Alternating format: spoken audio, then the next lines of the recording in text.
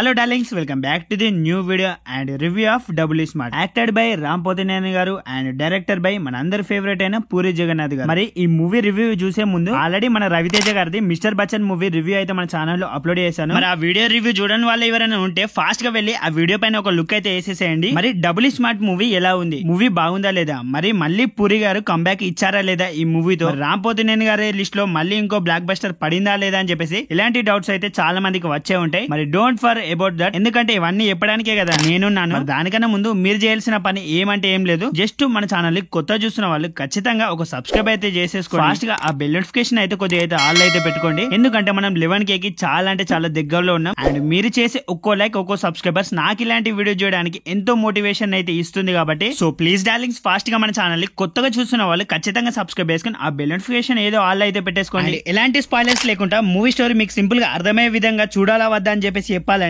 Same to same first part లానే ఉంటుంది ఈ డబుల్ స్మార్ట్ శంకర్ కూడా. అందుకే మూవీకి డబుల్ స్మార్ట్ అని చెప్పేసి టైటిల్ పెట్టారు అనుకుంటా. మరి మూవీ స్టోరీ ప్లాట్ ఎక్కువ రివీల్ చేయకుండా చెప్పాలంటే మన హీరోకి ఆల్రెడీ అదే చిప్ ఉంటుంది, ప్రతి ఒక్కరికి తెలిసిన విషయమే. మరి మన విలన్ మన హీరోతో బ్రెయిన్ ట్రాన్స్ఫర్మేషన్ అయితే చేయాలని చూస్తాడు. మరి అది అసలు హీరోతో ఎందుకు చేయాల్సి వచ్చింది, మరి విలన్ మన హీరోని ఎందుకు సెలెక్ట్ చేసుకోవాల్సి వచ్చింది, అసలు ఆ బ్రెయిన్ ట్రాన్స్ఫర్మేషన్ ఎందుకు చేశారు, మరి మళ్ళీ ఆ బ్రెయిన్ ట్రాన్స్ఫర్మేషన్ అయ్యాక మన హీరో పరిస్థితి ఏంటి, అసలు తర్వాత ఏం జరిగింది అని చెప్పేసి తెలియాలంటే మీరు డెఫినెట్ గా మూవీ చూసే తెలుసుకోవాలి. అదేంటి సేమ్ పార్ట్ 1 లానే అనిపిస్తుందా, సేమ్ పార్ట్ 1 లానే అనిపిస్తుంది. ఇంకా చెప్పాలంటే క్లైమాక్స్ ఫైట్ కూడా అలానే ఉంటుంది. అండ్ మీకు మూవీలో బాగా నచ్చేది ఏంటంటే రామ్ గారి పర్ఫార్మెన్స్, ఆ డైలాగ్ డెలివరీ ఉంటుంది. మళ్ళీ పాతి స్మార్ట్ శంకర్ ని యాస్టీస్ ఇన్ని ఇయర్స్ తర్వాత కూడా అయితే అలానే ఉన్నాడా ఏంట్రా అని చెప్పేసి ఫీల్ అవుతారు. ఆ లెవెల్లో ఉంటుంది రామ్ గారి యాక్టింగ్. అండ్ పూరి గారి మార్కు డెఫినెట్ గా చూస్తారు మూవీలో. ఆ మాస్ ఎలివేషన్స్ కానివ్వండి, లేదంటే ఆ స్లాంగ్, ఆ డబుల్ మీనింగ్ డైలాగులు కూడా అయితే భలే నచ్చుతాయి ప్రతి ఒక్కరికి మూవీలో చూసినప్పుడు. స్మార్ట్ శంకర్ ని ఏ లెవెల్లో థియేటర్ లో ఎంజాయ్ చేస్తారో అండ్ డబుల్ స్మార్ట్ ని కూడా అయితే డెఫినెట్ గా థియేటర్ లో అదే లెవెల్లో ఎంజాయ్ చేస్తారు. స్టోరీ ప్లాట్ అందరికి తెలిసింది, కానీ